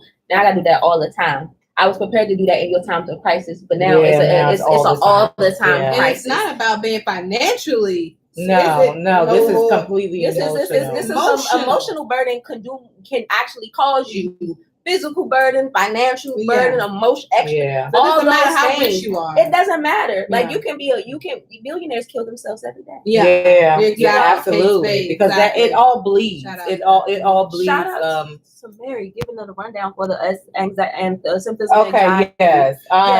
So somebody was asking, what are symptoms of anxiety, physical and mental symptoms of anxiety. And Mary also said, she said racing thoughts, excessive worrying, irrational thoughts are some of the mental signs of anxiety. Do you want to add anything? The sense of, like that impending worry, the feeling of loss of control, and not being able to, you can regain it. Physically, you can have I suffer from anxiety, so let me tell you how it works. So sometimes I'll have my heartbeat will be out of control because I'm already processed and I'm worrying and I'm going over what I can control. And my hands sweat. My hands sweat. Yeah. My key thing is I tremor. Sometimes, so that's a little shakiness of the body. You can see somebody experiencing stuttering. You can see, sometimes I do a little leg shake. Something that you can also see is, when it's really severe, panic attacks can happen, and anxiety attacks can happen, and it can actually feel like you're dying. It can feel like I experienced one with you. We did.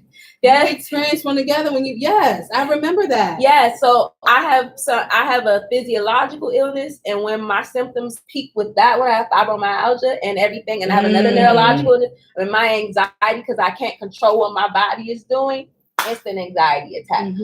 Because my body and my mind are not in sync. One is over analyzing, and one is not being able to regulate because it doesn't know what to do. It's in fight or flight. So you have that. You have people who can't catch their breath. You have people that are just restless. You have some people. I've had, when I was younger, I fainted. I would just get really riled up, and I would just for a little tink. I'm just out.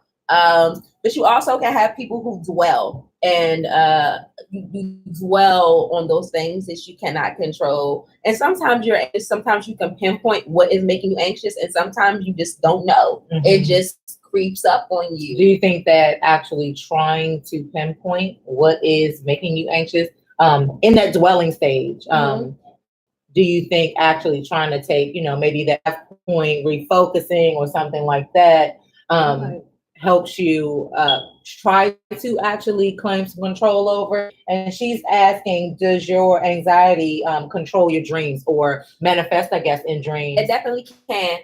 And that's natural, not clinical anxiety, but if you're ruminating over something, it's going to find its way into your dreams because that's your subconscious thought. And a lot of times our dreams are filled with the things that we don't want to confront. And your body is like, your mind is like, girl, you need to focus on this.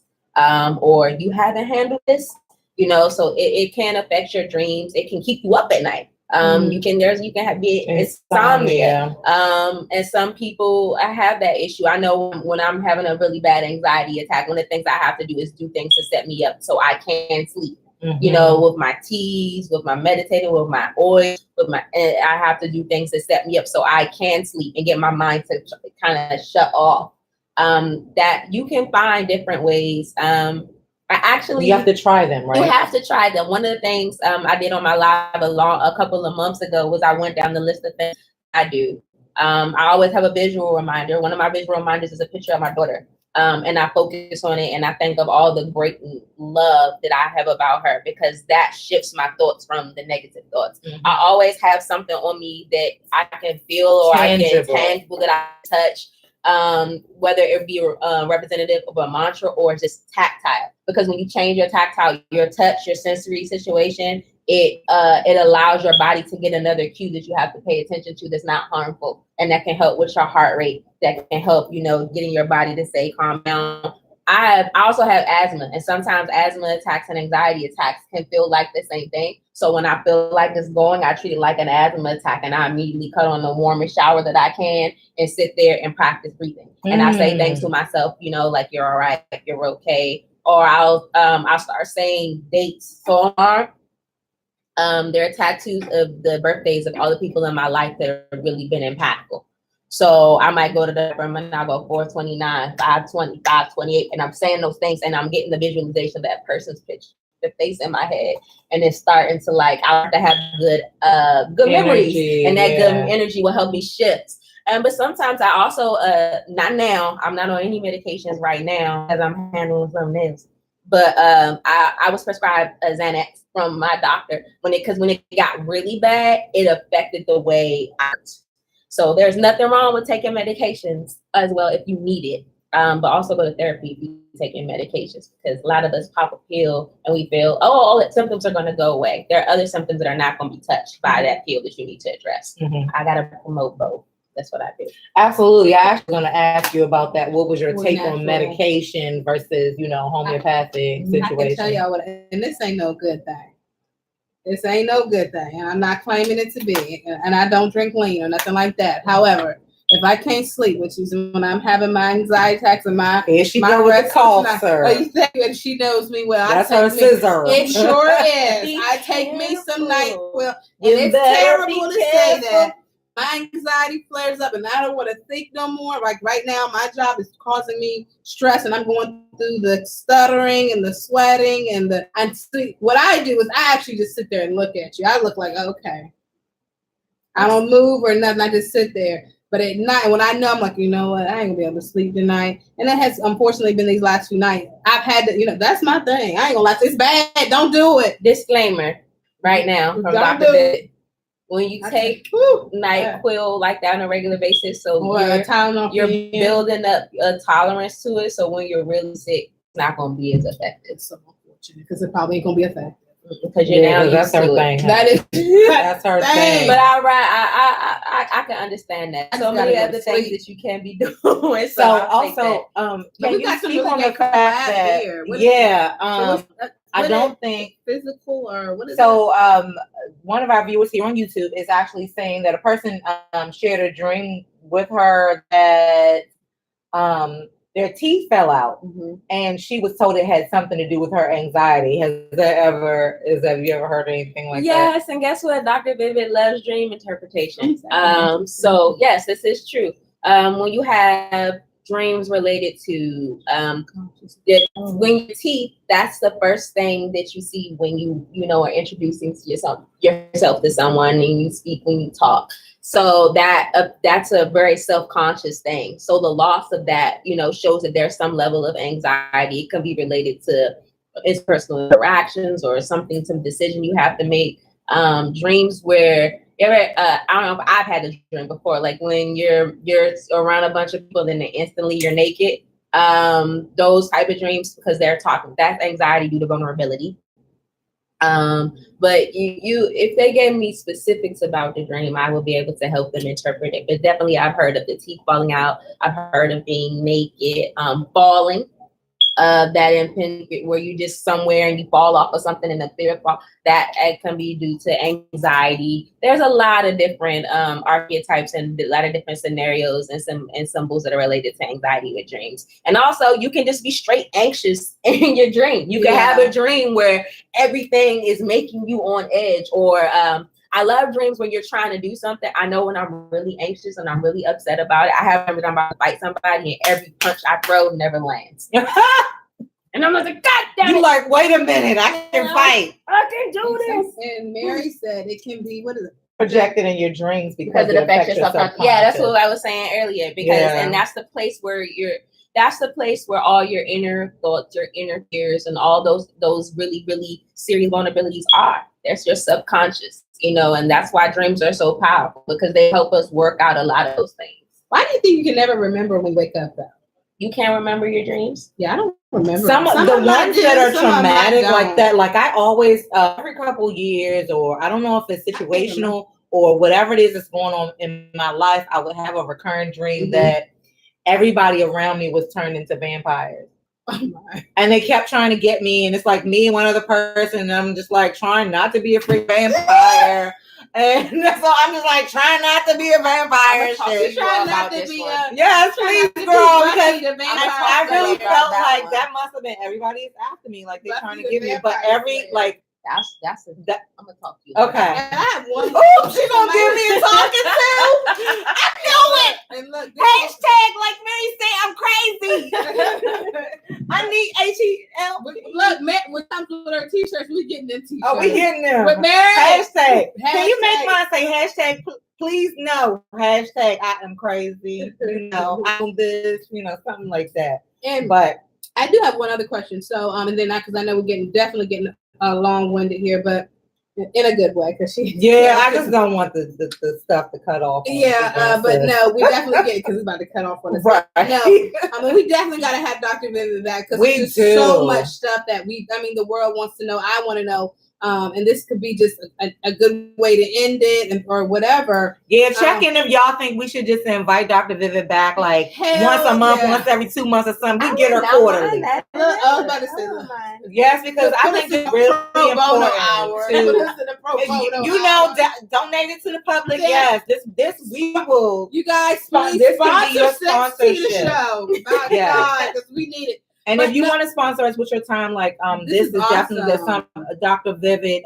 You can write a blessing. Just a blessing. But yes, this is a blessing, and this is what SipsTea the Show is all about. It's about the we kaka kiki. Y'all know we kaka kiki. It's all fun and I want to get my little question out. I mean, after I finish. Jesus, she got to try to end it. I need to get my thought. I wasn't even finishing. That's you. Okay, that's you that be cutting people off and then the show is over. Okay, I do. Y'all know see how she's manifesting on TV. You see that? We need you to come because I need a referee. Don't be trying to have no dreams about me tonight. Don't try to slow it down. Is she the vampire? Okay. Okay, Eb Deceleb, ask a question, girl. Ask a question. Look, I your little question. It's for the people, for myself. Yeah. Okay. How do you? This might be this might be a question for a later date. I really need to know how do you? Because I've gone through so much therapy, and I've gone through grief counseling, and I have gone through so much therapy with it. My brother, he committed suicide in 2010, October 24th. And I am still, I've gone through count. I've taken them. I've done it all, and maybe some advice or something like that. How do you get over losing a loved one? That, I love to say it's a very American thing to just be like, I'm going to get over it. In other cultures, that's not how it's treated. So it's there's some, not even over it, but accept it, because I will never get over this piece. That's what I was saying. I'm not going to push you to get over. That's accepting it. That deals with a lot of understanding where that person was at the time. And sometimes when we lose someone that suddenly, we think that we know where they were, and it also comes with a lot of processing that. Why I get emotional? It also comes a lot with processing that this person didn't do this to purposely hurt you.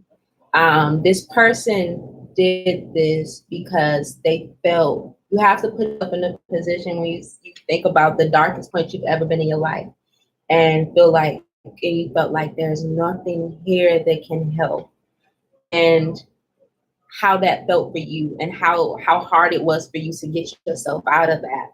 Now think of that and think of your rope being cut because you're so in the depression or you're so into that darkness that you just can't find it. And it's not that they just gave up, but they were just so tired of searching and pulling for it. And it seemed like it was right there, but the rope just wasn't, or the light just wasn't, the switch just wasn't there. You have to process the fact that that's where they were, but that's not who they were. That's not who they were. And you have to focus on the life that they lived outside of that event, because that's not what their legacy is. That's just how a chapter ended, but that's not their full story. And a lot of people try to just like close the book and close the book and close the book, and I'm gonna get over it and I'm gonna get over it. But also think of how that impacted you and how that loss pushes you to live. Once you start processing how that pushes you to live and what you want to live for to help that legacy live on, it helps to heal a little bit more. But it takes work, and that's not something that happens overnight. And that's something, like I said, called the Americans. We just, put them in the ground. You sat for a day. Did you get your program? All right, back to work. But that's not how it works. Yeah. It's just like with a baby. When a baby's born, you don't go, she here. All right, leave the crib and just go on. Life and death should be handled the same way. We celebrate, we process how does this affect and how can I make this legacy live on. Don't focus on what he left, focus on what work he left for you. So, and that's a message for everybody, because I know that there is not a single one of us that has not experienced grief. There's not a single one of us that has not or will not experience loss. Death is as much a part of life. You know, death is just a part of life, and you know, and the grieving process and things like that. It does some really, really crazy things to you that you would never expect. You would never expect. So, I know me personally, I'm always surprised by my own grief in certain things, and how, you know, I could be in the middle of laughing or smiling about something that somebody passed, about what, you know, like, oh, they would have said, and I could be laughing about it and then immediately start crying. You know, physically, my response to it, this is what my body's doing. It's not what I'm doing. You know what I mean? I think that I'm over here with it, but I'm over here with my grief. So, but can you tell us, and just to kind of, you know, we have this segment that we call DetoxTEA, and that's just about health and wellness. And this whole entire show is about health and wellness. And there were so many things that you said, and so many jewels that you dropped, and this has been so impactful. But can you leave us in this particular segment? Because everybody's not you, Dr. Vivid. I'm sorry. Like, I've been in this profession and around these people. Everybody's not you. So can you tell us what might be a sign that you have a shitty therapist? Love it. A sign that that is not effective for you, that it's not like, because how do people know? Even if you seek therapy and they're sitting in it, that's very true. That's true. That's a good question. I tell people, I actually had to tell one of my friends, your therapist isn't effective lead. So I feel more heavy when I leave than when I got there. I feel judged. I feel like you're putting words in my mouth. I feel like you're not listening. You can look at you can look at somebody when you're speaking to them and feel if they're engaged or not. If you feel like it's not engaging, if you feel like you feel more upset when you leave than when you come, if you feel you've been on the same issue but you haven't made any progress, or you feel that your symptoms are still as intense as when you started, and let's say you 6 months in, or like 8 sessions, and whatever it may be, I tell people, you pay for it, or whether somebody fairy godmothers it to you. It's your responsibility to advocate for yourself, and it's also your therapist's responsibility to say, something's not working here. What can we do? Because I tell people in my first session, you know, there are gonna be days when you don't like me, because I'm gonna push you to be uncomfortable, and there gonna be days when we gonna skip down the street staring at the ice cream cone in your head. But if there ever comes a day where you feel like I'm doing you more harm than good, you're crying about things that I said to you because you feel judged and you feel hurt, or you feel like I am victiming you, or you feel like you're still stuck in the same place and there's no leeway, tell me, because it's that therapist's responsibility to either talk to you about how to change it or refer you out to someone who can better meet your needs. Sometimes it's not that they're a shitty therapist, it's that it's just not the fit for you. Everybody, just like a friend. Like, you ever had a friend that has this really other friend that they gush about, and they're like, oh my God, and you meet them, you're like, no. I don't think it's so great. You know, and it's the same thing with therapy. You gotta think about that, because this is a person that's knowing more vulnerable stuff about you than people that are really close to you. So if you feel like this isn't working for you, it probably or may not be working for you. And that goes back into that emotional intelligence. But do you believe in progress, that there should be a certain amount of progress within a certain amount of time?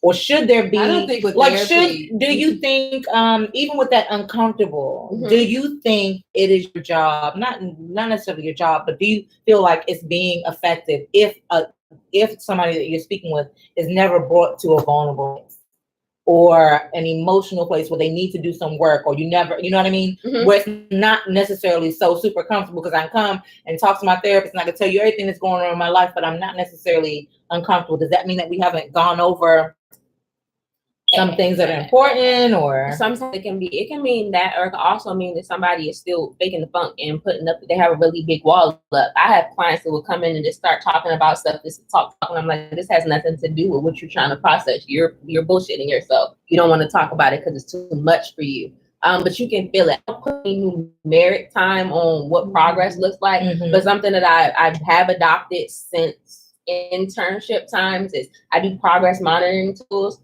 So I'll give you a session rating scale and I'll give you a symptom rating scale. So every session you come to me, you're going to fill out like how your week was. And you're also going to fill out, there are different dimensions for how you rate the session. Now, if every time you come to me, I'm good, but your numbers don't reflect that, we're going to have a conversation about that. But if your numbers are, I'm good, but you're having breakdowns, or I can see there's like this impasse, and you're dancing around it, I'm going to address that, because at the end of the day, that you as a therapist, if you really know what you're doing, you're gonna feel it. There's no like, I've had that moment where I was like, God damn it, she done been here for 3 months and she's still not gonna talk about the fact that you know.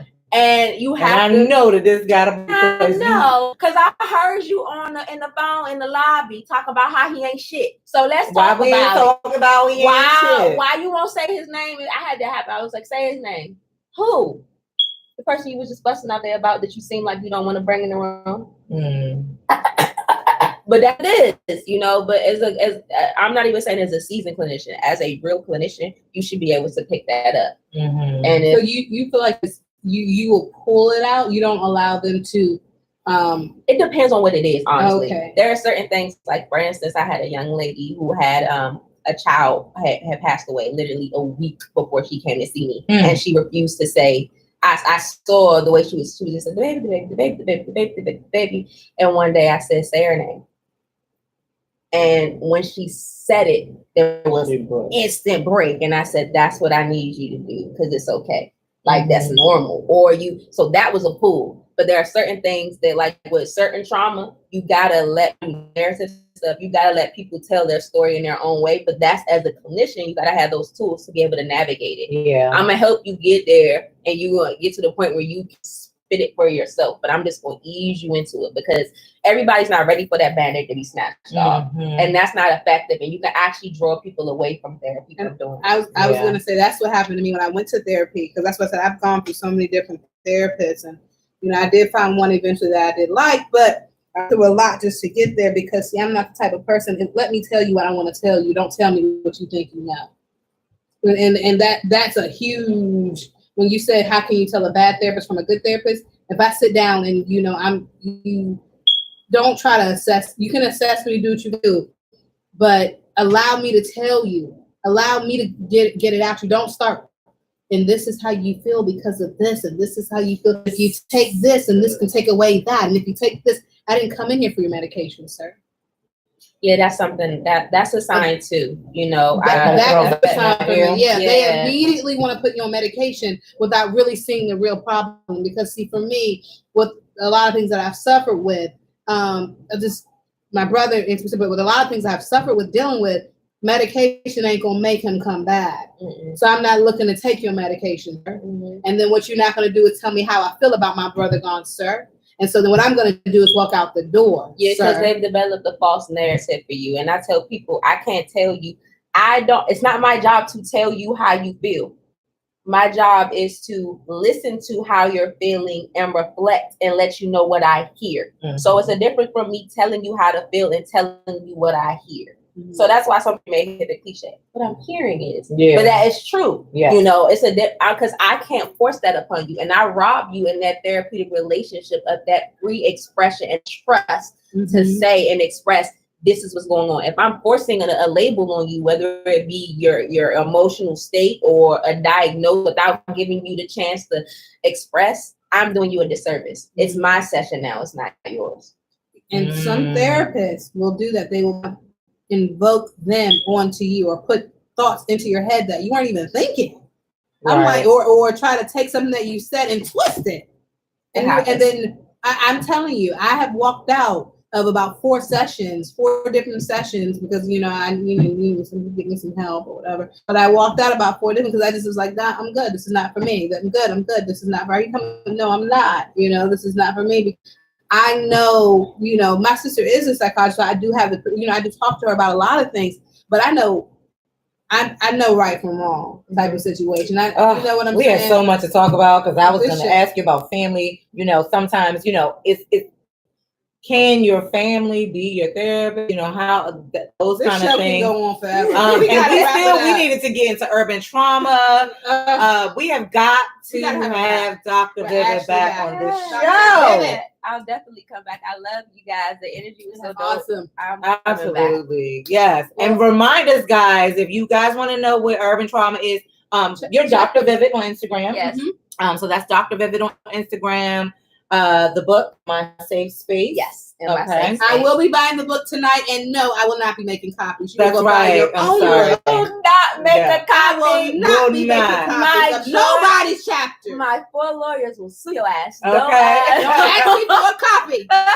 Can we put excerpts on Instagram? No. No. I pick days to do live readings of them. Really? Some days I do that. You can see that there. But if you want to read the whole just thing, get them. You guys honestly support her. She's amazing. Yes. You guys got to. We will on 2 hours. Sorry, but we got to. Sorry. That's how we do. But no, guys, you guys got to hear just a little bit. I am so I cannot wait to get this book. Y'all just don't even know. I just came with this is so needed, and this is a great piggyback off of last week's episode. Yes. When we talked about mental health, and we talked about the need for more professionals in our community. When we talked about the need for us to actually have conversations and actually, just talk about it, so that it's not such a hidden thing. Mental illness is real. Mm-hmm. Mental illness is real in all of us, to very, lesser or greater degrees, which is also another reason why we got to talk about urban trauma and things like that, things that are affecting us all. I also want to get into next time people using mental illness, and I said this last week, yes. For a check. Yes. Ooh. Yeah. But we can talk about that later. We're going to call that episode the last. What about the last?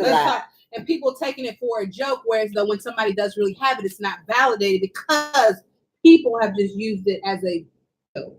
Honey. So we'll talk about that later. Honey. So I'll be back. Yes. So she will be back. But look, you guys can actually catch her up there every day. Yeah, I'm on Instagram every day. It's Dr. Vivid, DRBIBID. On Instagram, on Twitter, I'm Doctor with the word doctor spelled out. If you want to find out about more of my services, my website is vividinnovators.com. I actually plug. December 1st, I'm going to be in New Jersey doing a 90-minute workshop at this conference called Lovejoy 2018. I went there last year. My conference is on depression, medication, and church myths. Ooh. Wow. Where is it, New Jersey? It's in New Jersey. So there's one in. I'll give you the information so you could post. But if you go to my Instagram, Dr. Vivid, you'll see I have the flyers for Lovejoy. And if you want to get Dr. Vivid to come to any of your events, DM me. And you guys, look, I just thought about something. We're going to talk about this later because this is some amazing shit. Because I'm a director of catering and I have an event space. You guys, we need to have a seminar with her. Yes, that would be awesome. That would be 150 people. Because I'm thinking, do we need to drive to New Jersey? How get out there? You see what's in here? Seminar. Yeah. So you guys are going to see her. You stay tuned. You guys stay tuned. And we thank you so much for tuning in to SipsTea the Show. Like, comment, subscribe, and share on YouTube, on Instagram, and Facebook, the same thing. You guys, we'll see you next week for sure. And we will definitely let you know when Dr. Vivid is going to be back up in here. This has been a great one. Thank y'all. It's been a great show. Thank you so much. We love you life. We love you life. As always. This was so fun. Thank you for coming. Thank you. How you like it? Yeah, you are awesome. Yeah, this was good. This was like the bomb. You guys were still live. Thank you, Mary, Danielle, Ebony. It's a whole bunch of people up there. A whole bunch of people up there. Thank you guys so much for just collabing with us. That's what it's about. Connecting with the community is what we like to say. I love it. Connecting with the community. Not right. Thank you, Jesus. There you go. Okay, and then I can take you guys out of YouTube. I probably could have done that a long time ago, but Okay. it is what it Well, it is. is what it is. Bye, y'all. And we're done. That's everything, right? Yeah. It did. How many? 1 hour and 53 minutes. It didn't feel like it though. No, I know.